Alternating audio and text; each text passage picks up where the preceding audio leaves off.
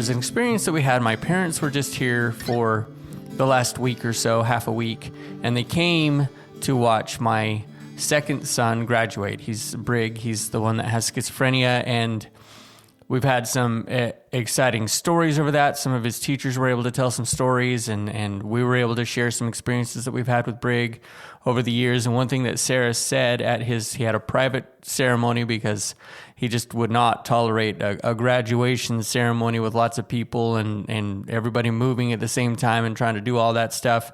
He just wouldn't tolerate that very well. So we had a private ceremony and we loved it. And so we were able to share just a few things about him. And one of the things that Sarah said that I had forgotten about, but I knew about, but had just forgotten about, was that we were told sometime around the time that Brig was 7, 8 years old, one of the doctors said, I would be surprised if Brig is still in your home and functioning by the time he's 10 or 11.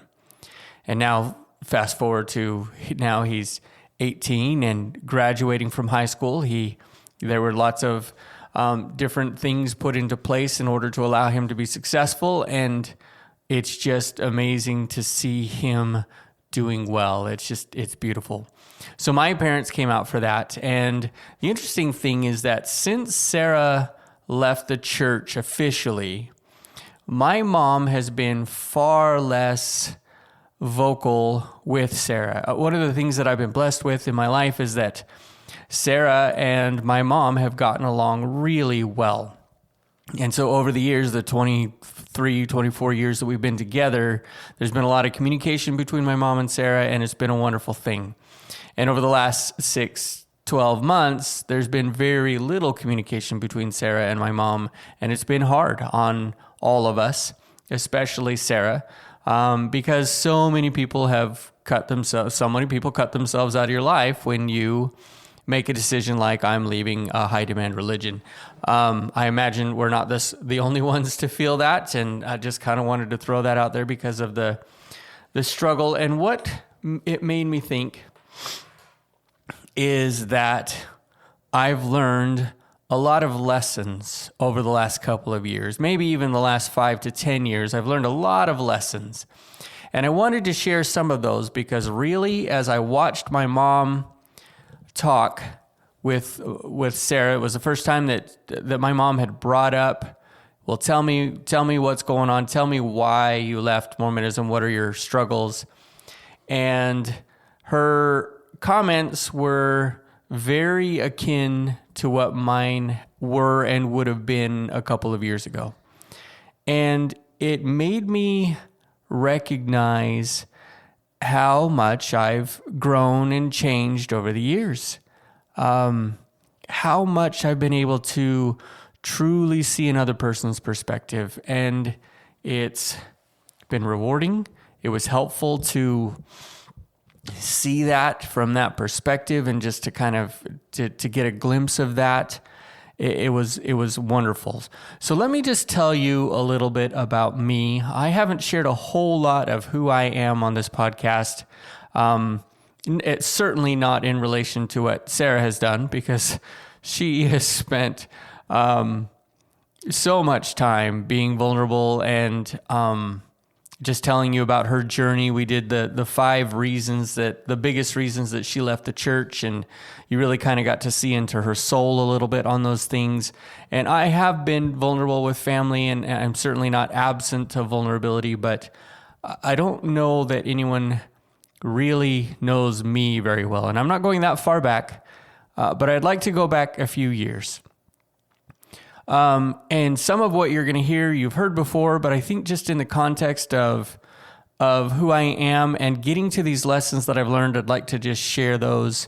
Sarah and I were married in 1999, both in the temple. I had just come home from a mission, hadn't been home for quite a year, almost a year, and we settled into a pretty decent life. I had tried really hard to be a good husband, good father as the years went by, and I think I had a pretty high opinion of how I was doing. There were certainly some wake-ups along the way,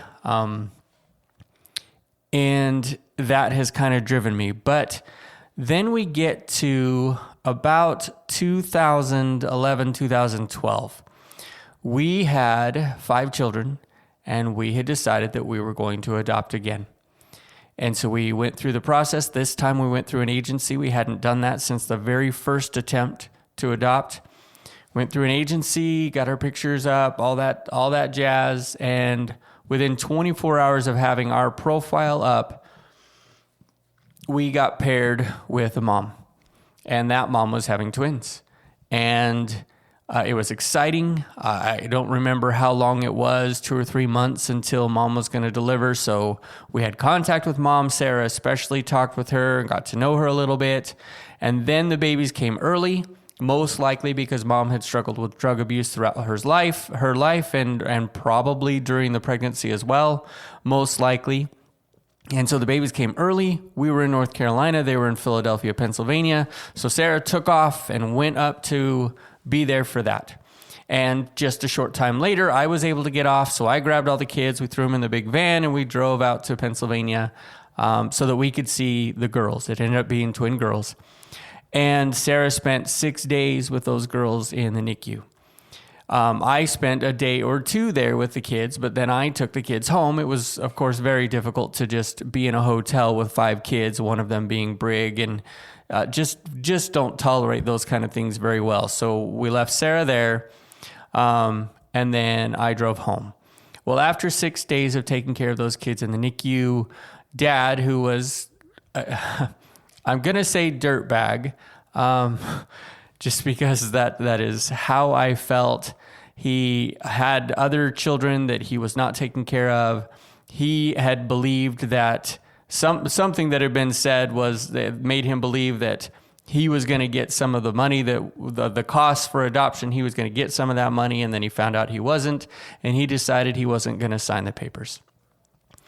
And so those girls, and he wasn't going to take care of them. He just wasn't going to sign the papers for adoption. So we went home brokenhearted, and those girls went into the foster system.